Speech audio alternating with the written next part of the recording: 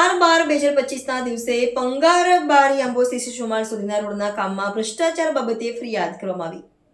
આજરોજ તારીખ 4/12/2025 દિવસે પંગારબારી આંબોસી શિશુમાળ સુધીના રોડમાં કામમાં ભ્રષ્ટાચાર બાબતે ફરિયાદ કરી અહીં જે બાબતે જિલ્લા પંચાયત સભ્ય શ્રી કાકડભાઈ દ્વારા શિશુમાળ ગામના સામાજિક આગેવાનો કે જેમના રસ્તાના ભ્રષ્ટાચાર બાબતે રજૂઆત કરી હતી એમને ધાકધમકી આપી રહ્યા હોય કે તમે કેમ આવી ફરિયાદ કરો છો, ગામના રાજા થઈ ગયા છો જેવા શબ્દ બોલીને ગાળી ગલોચ કરી હોય જે બાબતે ગામ લોકો સાથે ધરમપુર પોલીસ સ્ટેશન ખાતે ફરિયાદ કરવામાં આવી હતી।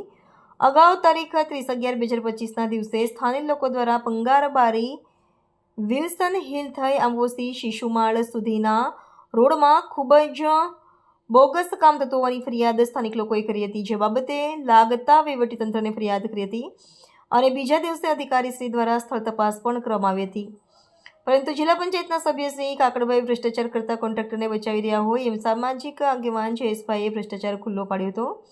જયેશભાઈ જ્યાં કામ કરતા હતા ત્યાં જઈને જિલ્લા પંચાયતના સભ્ય કાકડભાઈ જયેશભાઈને ધાકધમકી આપવા ગયા હતા અને ગાળી ગલોચ કરવામાં આવી છે કે તમે ગામના રાજા થઈ ગયા છો કે અને અભદ્ર ભાષામાં ગાળો આપવામાં આવી છે, કેટલું યોગ્ય?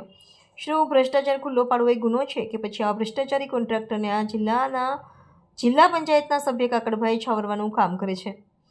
ફરિયાદ કરનારને બીડાવવાની વાત કરે છે, કેટલું યોગ્ય? જે બાબતની કાયદેસરની કાર્યવાહી કરવા બાબતે ધરમપુર પોલીસ સ્ટેશન ખાતે ગામ લોકો સાથે ફરિયાદ કરવામાં આવી। જય જવાહર।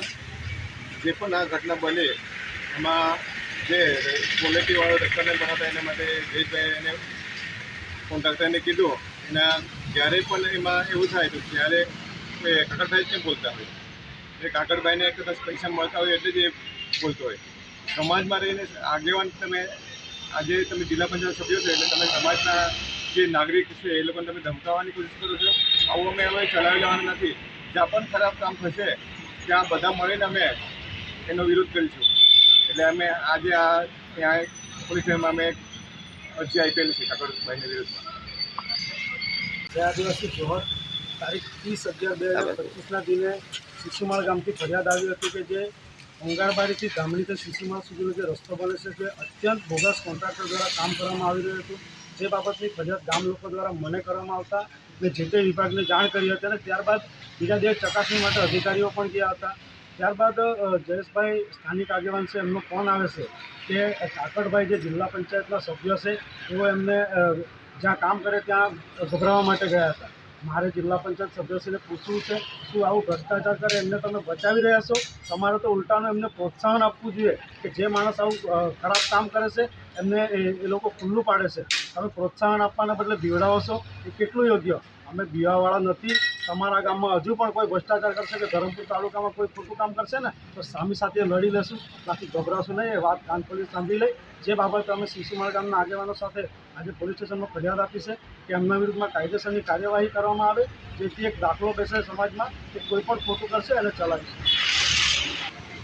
મારા માટે મને ઝઘડો કરવા આવતો હતો કાકડભાઈ ગામે મેં સ્કૂલ પરથી મુદ્દો ઉઠાવેલો એ બની ગયો, પછી સુવાનો આપેલો એ બની ગયો, એક ઘર પડી ગયેલો એને 2 લાખ રૂપિયા મળી ગયા એટલે એના બેસ્ટમાં કાંઈ ગુસ્સો એટલે મને ઝઘડો કરવા આવતો હતો। 9:30 વાગે જેવો આવેલો પંચાયત। શું ઝઘડો કર્યો એટલે શું કીધું એણે? તમે એમ કે રાજો બની ગયેલા છે એમ કે। હા હા, બીજું શું થયું?